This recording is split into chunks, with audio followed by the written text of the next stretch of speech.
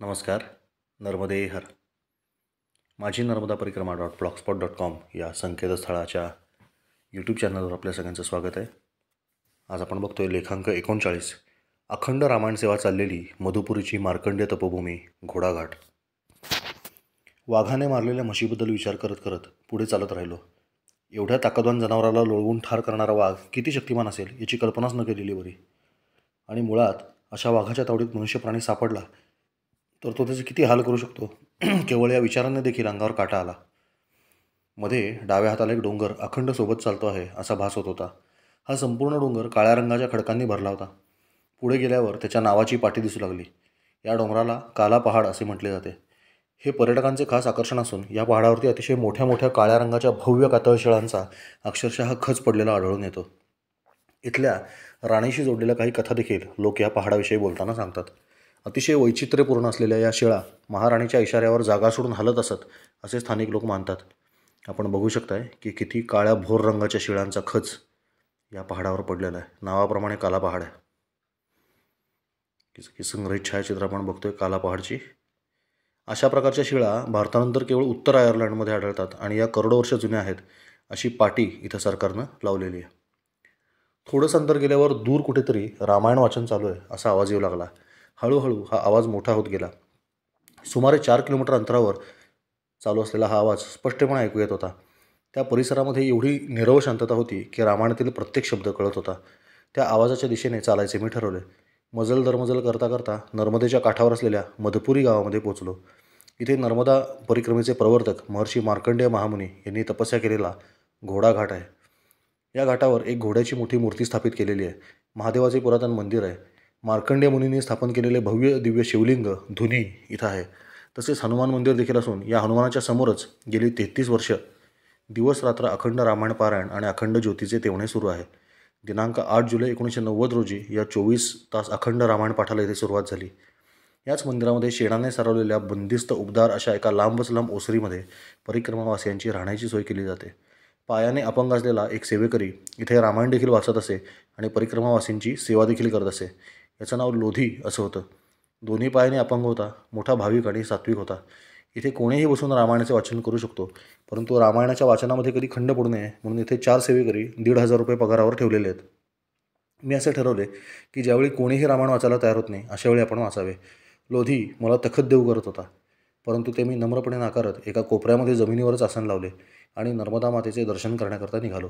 सर्वप्रथम मी हनुमंताचे दर्शन घेतले. मधुपुरी गावातला दक्षिणमुखी संकटमोचन हनुमान आपल्याला समोर दिसतोय. हेच ते मंदिर आहे आणि इथं 8/7/1990 पासून रामचरितमानसचा अखंड पाठ आणि ज्योती चालू आहे. थोडंसं नर्मदेकडे गेल्यावर मार्कंडेय महामुनीने स्थापन केलेलं प्राचीन महादेव मंदिर लागतं. आपण बघतोय शेजारीच मार्कंडेय ऋषींचा आश्रम आहे. या परिसरामध्ये नित्य वावर असलेल्या वाघोबांनी इथल्या मंदिरामध्ये देखील स्थान पटकावले. त्यामुळे वाघाच्या या मूर्ती पाहून दुसरे वाघ मंदिराजवळ येत नाहीत असे मला एका साधूंनी सांगितले. जे खरं असण्याची शक्यता आहे. दुरून बघितल्यावर हे 2 वाघ उभे आहेत असं वाटतं. मार्कंडेय आश्रम नर्मदा मंदिर समिती मधुपुरी मंडला अशी पाठी इथं दिसते आपल्याला. आणि हाच तो घोडाघाटचा घोडा. ते दगडावर देखील घोडाघाट असं चुन्याने लिहिलेलं आहे. आणि अतिशय सुंदर असा बांधीव घाट आपल्याला नर्मदेकडे घेऊन जातो. अतिशय उत्कृष्ट आणि सौंदर्यपूर्ण पद्धतीने बांधलेला असून त्याच्या पायऱ्या सुबक आखीव रेखीव आणि मजबूत आहेत. मजबूत अशासाठी म्हणायचं की कितीही महापूर आले तर या पायऱ्या उखडून गेलेल्या नाहीत. जर आपण समोरच्या तटावर बघितलं तर घोडाघाट असा दिसतो. पहा किती सुंदर घाट आहे. आणि घोडाघाटावरून नर्मदा अशी दिसते. हे रूप तर अतिशय सुंदर आहे. एक सुंदर वळणमय याने इथं घेतलेलं आहे. आणि पाणी अतिशय शांत आहे. खूप शांत पाणी.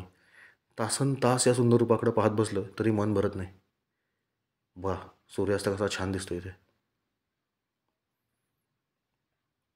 इथे शेजारीच एक प्राचीन आणि अतिशय भव्य दिव्य वटवृक्ष दिमाखात उभा असलेला दिसतो. हा देखील इथल्या लोकांमध्ये प्रसिद्ध आहे. नर्मदेकाठी अशी प्राचीन झाडे अनेक ठिकाणी आहेत आणि ती पूज्य आहेत. लोक त्या झाडांची पूजा करतात. उम्र लगभग 450 बरस अशी प्रसिद्धी या झाडाची लोकांनी केलेली आहे. लोकांच्या स्टेटसला तुम्हाला अशी एडिट केलेली चित्र या वटवृक्षाची दिसतात. मधुपुरी घोडाघाटाची माहिती सांगतानाचा एक परिक्रमा असायचा व्हिडिओ आपल्या यूट्यूब चॅनलवर आहे, तो देखील वाचकांनी अवश्य बघावा. यात त्यांनी त्या घाटाची थोडक्यात माहिती दिली आहे. घाटावरती बसून मी स्नान केले. पाणी अक्षरशः बर्फासारखे गार होते, परंतु आता हळूहळू अशा थंडगार पाण्याने स्नान करण्याची शरीराला सवय लागून गेली होती. पहिला कमंडलू घेताना थोडासा अंगाला झटका लागायचा, नंतर मात्र शरीराला सवय होऊन जायची. या घाटावर शांत बसायला खूप भारी वाटते. इथे फारसा मानवी वावर देखील नव्हता. एका दमात सर्व पायऱ्या चढत आश्रमामध्ये पोचलो. एरवी खरोखरीच असे काही करू शकण्याची शारीरिक क्षमता माझ्यामध्ये आहे का नाही याबाबत मी साशंक आहे, परंतु परिक्रमेमध्ये मात्र एक वेगळीच शक्ती प्राप्त झालेली होती असा अनुभव मी वेळोवेळी घेतला. असो, आधी महादेवाच्या मंदिरामध्ये दर्शनासाठी गेलो. मंदिरामध्ये काही साधू लोक धुना पेटवून बसले होते. त्यांच्या इथे मी देखील जाऊन बसलो. कोणीही नवीन परिक्रमा असे आला की त्याची संपूर्ण CID चौकशी काही साधू लोकांकडून बरेचदा केली जाते. तशी माझी देखील झाली. भोले बाबा का प्रसाद चाहिए, एकाने मला विचारले. माझ्या चेहऱ्यावरचे प्रश्नचिन्ह बघून दुसरा गरजला, गांजा पियोगे? नाही महाराज, मैं नहीं पिता, मी शांतपणे सांगितले. कोई बात नाही, चाय प्रसादी पालो, असे म्हणत त्यांनी आतील एका नवख्या साधूला चहा बनवण्याचे फरमान सोडले.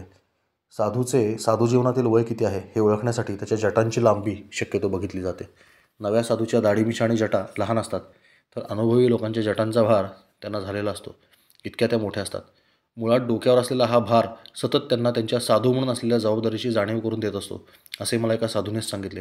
या जटा खासतात, दुखतात, ओढल्या जातात, ओल्या राहतात, डोक्यावर वजन टाकत राहतात, मान अवघडवतात, झोपताना त्रास होतो, कूस बदलताना त्रास होतो, स्नान करताना त्रास होतो, प्रवासामध्ये जंगलातून जाताना त्रास होतो, परंतु तरी देखील त्या बाळगल्या जातात, कारण तेच एका खऱ्या साधूचे वैभव असते असे साधू मानतात. साधू डोक्याला फारसा ताण करून घेत नसल्यामुळं त्यांचे केस काळे असण्याचे प्रमाण जास्त असते. संपूर्ण केस पांढरे झालेला साधू फार दुर्मिळ असतो. याउलट संन्यासी मात्र दर काही दिवसांनी संपूर्ण दाढी-मिशा केस काढून टाकत असतात व ते एकत्र वाढले की पुन्हा काढून टाकतात. असो, सांगायचं तात्पर्य इतकंच की या नव्या साधूने चहा आणून दिला आणि तो प्राशन करून मी आपला हनुमान मंदिरामध्ये आलो. इथे देखील सर्व लोक शेकोटी करून बसले होते. मी देखील त्यांच्यामध्ये हळूच सामील झालो. शक्यतो अशा शेकोटीच्या ठिकाणी आध्यात्मिक चर्चा किंवा राजकीय चर्चा जोरजोरात सुरू असतात. काही अनुभव सांगणारे लोक त्यांना आलेले मैयाचे अनुभव बेंबीच्या देठापासून आर्ततेने सांगत असतात. अशा ठिकाणी शांत बसून लोकांचे निरीक्षण करणे आणि बोलणे ऐकणे हा अतिशय मजेशीर आणि समृद्ध करणारा अनुभव बरेचदा असतो. थोड्या वेळाने मी माझी पूजा अर्चा आटोपून घेतली आणि रामायण वाचायला गेलो. इथे रामचरितमानस वाचण्याची एक विवक्षित पद्धत रूढ आहे. काही ठराविक ओव्या वाचून झाल्या की संपुट मंत्र म्हणायचा असतो. संपुट म्हणजे झाकण. आपण एखाद्या व्यक्तीला भेटवस्तू देताना जशी ती छान वेष्टीत करून देतो, त्या पद्धतीने देवाला मंत्र अर्पण करताना संपुट मंत्राचे झाकण लावून दिला जातो, म्हणजे त्या मंत्राचे सामर्थ्य वाढते अशी मान्यता आहे. रामचरितमानस गाताना असे अनेक संपुट मंत्र सांगितलेले आहेत. त्यातील एक मंत्र इथे समोर भिंतीवर मोठ्या अक्षरात लिहिला होता. कवन सो काज कठीण जग माही, जो नाही होई तात तुम पाही. असे काही ठराविक वेळाने त्याचा उच्चार अनिवार्यपणे करावा लागत असे. तसे पाहायला गेले तर भारतातील सर्वात प्रसिद्ध संपुट चौपाई ही आहे. मंगल भवन अमंगलहारी, द्रबहू सुदशरथ अजिर बिहारी. याचा अर्थ खूप सुंदर आहे बघा. द्रबहू याचा अर्थ द्रवू देत. कोण? तर दशरथाचा अजिर म्हणजे दशरथाच्या अंगणामध्ये, बिहार म्हणजे विहार करणारा श्रीराम. दशरथाच्या अंगणात विहार करणारा श्रीराम, जो मंगलाचे निवासस्थान आणि अमंगलाचा विनाशक आहे, तो अथवा त्याचे हृदय माझ्याकरता द्रवू देत. किती सुंदर आहे बघा. मंगल भवन अमंगलहारी, द्रबहू सुदशरथ अजिर बिहारी. रामचरितमानस हे एक वेगळंच विश्व आहे. येथील रचना इतकी सरळ, इतकी सुलभ, इतकी सुंदर, इतकी प्रासादिक आणि इतकी रसाळ आहे की विचारूच नका. याच्या तोडीचा दुसरा कुठलाही ग्रंथ हिंदी भाषेमध्ये सापडणे अशक्य आहे. याचा प्रचार आणि प्रसार देखील खूप भरपूर झालेला आहे आणि अखंड रामचरितमानस वाचन करणारे अनेक लोक आपल्या देशामध्ये आहेत. याच्यामध्ये केवळ रामाची कथा येत नाही, तर त्या अनुषंगानं आयुष्यामध्ये कुठल्या प्रसंगाला आपण कसे सामोरे गेले पाहिजे याचे विवेचनच तुलसीदासांनी करून ठेवले. त्यामुळं प्रत्येकाने रामचरितमानस अवश्य वाचावे. मी रामायण वाचायला बसलो आणि माईकवरून तो आवाज संध्याकाळच्या निरव शांततेमध्ये सुमारे 4 किलोमीटर परिसरामध्ये घुमू लागला. इथे ठराविक 4 लोक सोडले तर अजून कोणीही रामायण फारसे वाचत नसावे, कारण माझा आवाज ऐकल्या ऐकल्या गावातील बरीचशी मंडळी नक्की कोण नवीन बुवा आला आहे हे पाहण्याकरता आळीपाळीने मंदिरात येऊन गेली. मी शांत गतीने आणि सुंदर चालीमध्ये रामचरितमानस गात राहिलो. इथे बसणारे लोक थोडेसे गडबड करत वाचन करायचे. मी मात्र संथ लईमध्ये लताबाई मंगेशकर यांनी गायलेल्या चालीमध्ये रामचरितमानस गात राहिलो. या पद्धतीने 2 तास वाचन झाले. तिथे येऊन भेट देणाऱ्या माणसांमध्ये काल जिने मला रामनगर इथे चणे दिले त्या बाईचा भाऊ देखील आला होता. माझा कमंडलू तिच्याकडे विसरला ही बातमी त्याच्यापर्यंत पोचली होती. गावामध्ये छोट्या छोट्या बातम्या देखील कशा सर्वतोमुखी होतात हे पाहून मला आश्चर्य वाटायचे. इथे बातमी प्रसारित होण्यासाठी कुठल्याही वृत्तवाहिनीची किंवा व्हॉट्सअप समूहाची गरज नसते. लोकच आपापसामध्ये अतिशय चांगल्या पद्धतीने जोडले गेलेले असतात. तो मला ताबडतोब गाडी घेऊन रामनगरला जाऊन कमंडलू आणून देण्यासाठी तयार झाला होता. परंतु मी त्याला सांगितले की तो कमंडलू मी तुझ्या ताईला देऊन टाकलाय असे तिला सांग आणि घरातील स्वयंपाकासाठी तिने तो वापरावा अशी माझी इच्छा आहे असं तिला कळव. विचार करून पहा, 1 रुपयाचे 2 रुपयाचे शेंगदाणे विकणारी ती बाई दिवसभर अशी किती कमाई करत असेल, तरी देखील तिला एका परिक्रमावासीला भरभरून खायला द्यावे अशी इच्छा झाली, हीच खूप मोठी गोष्ट होती. तिने शक्य त्या पद्धतीने मला काहीतरी दिले व आज ती संधी मला नर्मदा मातेने दिलेली असताना ती दवडू नये असे मला मनापासून वाटले आणि मी त्या कमंडलूचा विषय तिथे कायमचा संपवला. तोपर्यंत भोजनाची वेळ झाली. या आश्रमामध्ये खरं तर परिक्रमावासींना सदाव्रत किंवा सदाव्रत दिलं जातं, अर्थात शिधा दिला जातो आणि त्यांनी स्वयंपाक करून खाणे अपेक्षित असते. परंतु मी 2 तास रामायण वाचल्यामुळे मला भोजनप्रसाद तयार वाढण्यात आला. सर्वांनी गरमागरम भोजनप्रसादाचा आनंद लुटला. लोधी अपंग असून देखील सर्व कामे मोठ्या चपळाईने आणि हिरिरीने करत होता. मला त्याचे खरंच खूप कौतुक वाटले. विशेषतः तो ज्या प्रेमाने आग्रह करून सर्वांना वाढत होता ते पाहून कोणीही दुप्पट जेवले असते. परंतु मला रात्री पुन्हा एकदा रामायण सेवा करायची होती, त्यामुळे मी मर्यादित जेवलो आणि लगेचच रामायण वाचायला निघून गेलो. इथे अजून एक तेजस्वी तरुण साधू आला होता व तो देखील सुंदर रामायण वाचत होता. हा सुशिक्षित मुलगा वाटत होता व त्याने जाणीवपूर्वक संन्यास घेतला आहे हे त्याच्याकडे पाहून लक्षात येत होतं. हा उत्तर प्रदेशचा असावा असे त्याच्या भाषेवरून वाटत होते. याने आणि मी आलटून पालटून बसत रात्रीचा बराच वेळ रामायण वाचले. इथे कुठल्याही वयोगटातील माणसाला चष्म्याशिवाय रामचरितमानस वाचता यावे अशा आकाराची एक अजस्त्र प्रत मिळते. आपण बघतोय ही ती अजस्त्र प्रत आहे. अखेरीस खूप झोप येऊ लागल्यावर मात्र मी शांतपणे आत जाऊन पाठ टेकली. मोठ्या आवाजात वैखरीमध्ये रामायण पाठ केल्यामुळे मेंदूला परम शांतता लाभली होती. त्यामुळे क्षणात डोळा लागला. गोस्वामी तुलसीदासांनी अतिशय सुंदर आणि डोळ्यासमोर चित्र उभे करणारे वर्णन केलेले असल्यामुळे ती सर्व चित्रे, ते सर्व प्रसंग रात्री झोपेमध्ये डोळ्यासमोर तरळू लागले. ती रात्र खूपच संस्मरणीय अशी ठरली. रामाचे चरित्र किती महान आहे हे जर कोणाला अनुभवायचे असेल तर वाल्मिकी रामायण तर वाचावेच, पण त्याहूनही सुंदर असे तुलसी रामायण अवश्य वाचावे. रामायणाचा विषय निघालाच आहे म्हणून अभ्यासकांसाठी थोडंसं विस्तृत सांगतो. प्रभू रामचंद्रांचं अधिकृत चरित्र म्हणून वाल्मिकी ऋषींनी लिहिलेल्या वाल्मिकी रामायणाकडे पाहिलं जातं. याच्यामध्ये 7 कांड असून 500 सर्ग आणि 24,000 श्लोक आहेत. तुलसीदासांनी लिहिलेल्या रामचरितमानस या रामायणामध्ये चौपाई आणि दोहा ही वृत्त सर्वाधिक आढळतात. हनुमान चालिसा म्हणताना आपण जे श्री गुरुचरण सरोज रज असं कवन म्हणतो तो दोहा आहे आणि जय हनुमान ज्ञान गुणसागर इथपासून पुढे होणाऱ्या चौपाया आहेत. अगदी त्याच पद्धतीनं रामचरितमानस गान करताना 4,608 चौपाया आणि 1,074 दोहे, 207 सोरठे आणि 86 छंद आहेत. चौपाईमध्ये 4 पदं आणि या 4ही पदामध्ये 16-16 मात्रा असतात. दोह्यामध्ये 13-11-13-11 अशा मात्रांची 4 पदं असतात. सोरठ्यामध्ये 11-13-11-13 अशा मात्रांची 4 पदं असतात. हे प्रत्येक अक्षरगणवृत्त वेगळ्या पद्धतीनं गायलं जातं व त्याचा सूक्ष्म अभ्यास केला असेल तर आपल्या लक्षात येतं की रामचरितमानसामध्ये या वृत्ताचा एकदाही भंग झाला आहे असं उदाहरण कुठंच सापडत नाही. यावरून कवीची प्रतिभा काय दर्जाची आहे हे पहा. त्या ग्रंथाला आणि ग्रंथकर्त्याला साष्टांग नमस्कार. खरे म्हणजे मी आयुष्यात पहिल्यांदाच रामचरितमानस पाहत होतो, परंतु गाताना तसं वाटत नव्हतं. हे कवीचं यश म्हटलं पाहिजे.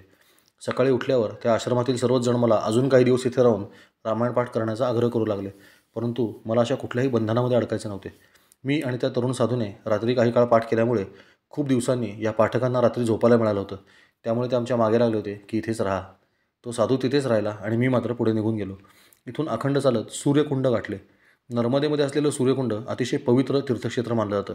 हे सकवाहा नावाचं गाव आहे आणि इथल्या आश्रमामध्ये देखील श्रावण महिन्यापासून अखंड रामायण सुरू होते. या घाटावरती स्नानाचे विशेष महत्त्व असल्यामुळे सकाळीच घोडाघाटावर स्नान केले. घोडाघाटावर स्नान केलेलं असून देखील इथे पुन्हा एकदा स्नान केले. इथे चिखलमय उतार होता आणि अतिशय धोकादायक चिखलामध्ये उभं राहून स्नान करावं लागलं. घाटावरती स्नान करण्याकरता लोकांची गर्दी झाली होती. स्नान करून वरती धर्मशाळेमध्ये गेलो. हा संपूर्ण परिसर अतिशय मोठा, औरस पसरलेला आणि उत्तमपैकी बांधकामे केलेला होता. गावापासून थोडेसे बाहेर असलेले सूर्यकुंड एका मोठ्या कमानीद्वारे आपले स्वागत करते. कमानीमधून आत प्रवेश केल्या केल्या उजव्या हाताला अतिशय मोठ्या हॉलची रचना केलेली असून इथे परिक्रमावासी शेकड्याने राहू शकतील अशा सर्व सुविधा उपलब्ध करून ठेवलेल्या आहेत. थोडंसं पुढे गेल्यावर उजव्या हाताला एक पिंपळाचा पार आहे आणि डाव्या हाताला भव्य मारुती मंदिर आहे आणि इथेच अखंड रामायण सेवा सुरू आहे. तिथून पुढे गेल्यावर छोटी मोठी अनेक मंदिरं असून उजव्या हाताला चिखलाचा उतार थेट नर्मदेमध्ये घेऊन जातो. आपल्या माहितीकरता या परिसरातली काही छायाचित्र आपण सोबत जोडूया. हे पहा, हेच ते प्रवेशद्वार आहे, स्वागत कमान आणि उजव्या हाताला जी भगव्या रंगाची भिंत दिसते ती परिक्रमावासींची निवास व्यवस्था आहे. आतमध्ये भारती महाराज यांनी हा आश्रम उभा केला अशी भिंतीवरती नोंद आहे. आणि डाव्या हाताला अखंड रामायण सेवा सुरू असणारं भव्य हनुमान मंदिर आपल्याला दिसते. या मंदिरातील हनुमानजी सिद्ध दक्षिणमुखी हनुमान आहे ते, यांचं दर्शन घ्या. खूप सुंदर मूर्ती आहे हनुमंताची. इथं बनकर काका आणि अजून काही ओळखीचे परिक्रमावासी भेटले. सगळेजण फोमच्या गाद्या टाकून विश्रांती घेत होते. कडाक्याची थंडी पडली होती. मी थेट रामायण सेवा गाठली आणि जणू काही माझी वाटच पाहत बसला होता. अशा पद्धतीने माझ्या आधी बसलेला युवक जो पळून गेला तो पुन्हा आलाच नाही. मग पुन्हा एकदा चांगलं तासभर मी अतिशय शांत चित्ताने रामायण गायले. प्रचंड थंडी असल्यामुळे पाठकांसाठी तिथं डाव्या हाताला हिटरची व्यवस्था केली होती. मंदिरावर लावलेल्या मोठ्या मोठ्या ध्वनिक्षेपकावरून हे संपूर्ण रामायण आजूबाजूच्या परिसरामध्ये खूप लांबपर्यंत ऐकू जात होतं. महाराष्ट्रामध्ये धार्मिक क्षेत्रांवरील ध्वनिक्षेपकांना जसा विरोध केला जातो तसा मध्य प्रदेशमध्ये किंवा एकूणच नर्मदा खंडामध्ये कुठेच केला जात नाही. मी रामचरितमानस गातो आहे आणि नर्मदा मैया ते ऐकते आहे, ही कल्पनाच माझ्यासाठी फार सुखावह होती. तिथे आलेल्या एका परिक्रमावासी काकांनी माझा रामचरितमानस गातानाचा व्हिडिओ रेकॉर्ड केला. कालांतराने त्यांनी तो माझ्या मित्राच्या क्रमांकावर पाठवला. तो व्हिडिओ मी आपल्यासाठी सोबत जोडतोय.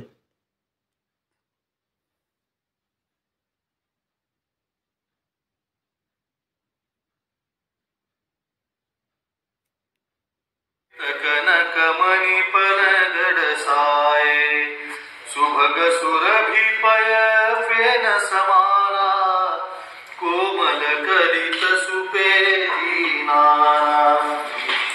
उपबरह बरदिन चाही सग सुगंध मणि मंदिर माही रतन दीप सुठी पनहि जान जय जोवा. असा हा व्हिडिओ.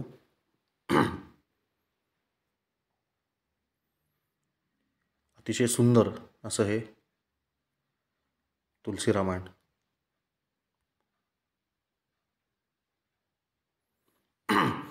काल रात्री सुंदरकांड वाचायला मिळालं तर आज माझ्यासमोर बालकांडातील सुंदर अशा चौपा येत होत्या. भूप बचन सुनी सहज सुहाय जरित कनकमानी पलगड साय सुभग सुरभिपय फेन समाना कोमल कलित सुपेती नाना उपबरहन बरबरन जाही स्त्रग सुगंध मनी मंदिर माही रतन दीप सुटी चारु चंदोवा कहतन बनई जाई जही जोवा. वाह. रामाच्या बालपणाचं हे सुंदर वर्णन डोळ्यासमोर चित्र उभं करत होतं. विशेषतः कालपासून मी हनुमंताची विशेष कृपा अनुभवत होतो. हनुमंताने सांगून ठेवले आहे की जिथे जिथे माझ्या प्रभू रामचंद्राची कथा सुरू असेल तिथे तिथे मी कायम उपस्थित राहीन आणि त्याची अनुभूती जाणीवीच्या स्वरूपात येत होती. संपुट मंत्र म्हणताना आपोआप भरून यायचे. एकंदरीत नर्मदा मैयाने रामायण पाठाची सुंदर अशी सेवा 2 दिवस माझ्याकडून करून घेतली. एखाद्या माणसाला निवृत्तीनंतर काय करावं असा प्रश्न पडला असेल तर त्यानं रामचरितमानसचा पाठ अवश्य करावा. त्याच्यासारखा आनंद त्याला अन्य कुठल्याच ग्रंथात मिळणं शक्य नाही. ज्ञानेश्वरी या ग्रंथामध्ये जशी प्रासादिकता आहे अगदी तशीच प्रासादिकता याही ग्रंथामध्ये आढळते. सियावर रामचंद्र की जय, पवनसुत हनुमान की जय, नर्मदे हर, मातु गंगे हर, जटाशंकरी हर, ओम नमः पार्वती पतये हर हर महादेव. रामायणाचं वाचन झाल्यावर श्री सूर्यकुंड हनुमान महाआरती भंडारा समितीचे कार्यकर्ते मला बोलवायला आले आणि पिंपळाच्या झाडाखाली मस्तपैकी सर्व परिक्रमावासी जेवायला बसले. मध्य प्रदेशमधीलच एक दाम्पत्य परिक्रमेमध्ये होते ते माझ्याबरोबर बसले होते. साधारण ज्यांच्या मुलाची नुकतीच लग्न झाली आहेत अशा वयाचे लोक परिक्रमेमध्ये अधिक येतात असं एक निरीक्षण मी केलं. कदाचित ज्या मुलांकरता सर्वस्व पणाला लावलं ती मुले लग्न झाल्या झाल्या आपण नक्की कोणासाठी जगत आहोत याची झलक आपल्या आईबापाला देतात. त्यामुळे आईबापांना वैराग्य उत्पन्न होऊन ते परिक्रमेला निघत असावेत. किंवा कदाचित कृतांतकटका मळध्वजरा दिसो लागली अशी देखील त्यांची अवस्था असू शकते. म्हणजे काळाची साक्षात ध्वज असलेला वार्धक्य आता जवळजवळ येत असल्याचं लक्षण लक्षात आल्यामुळं या वयात अधिक परिक्रमावासी बाहेर पडत असावेत. असो, भोजन प्रसादी झाल्यावर कार्यकर्त्यांनी माझ्या वहीमध्ये शिक्का दिला. सूर्यकुंडापाशी मिळालेला हा शिक्का आपण बघतोय. इथे भोजन झाल्या झाल्या विश्रांती वगैरे न घेता मी पुढे चालायला लागण्याचा निर्णय घेतला. मुळात हा सर्व व्याघ्रमय परिसर होता त्यामुळे अधिक अंधाराकडे न चालण्याचा सूज्ञ विचार मी केला होता. सामान उचलले आणि पावलांना गती दिली. नर्मदे हर, नर्मदे हर.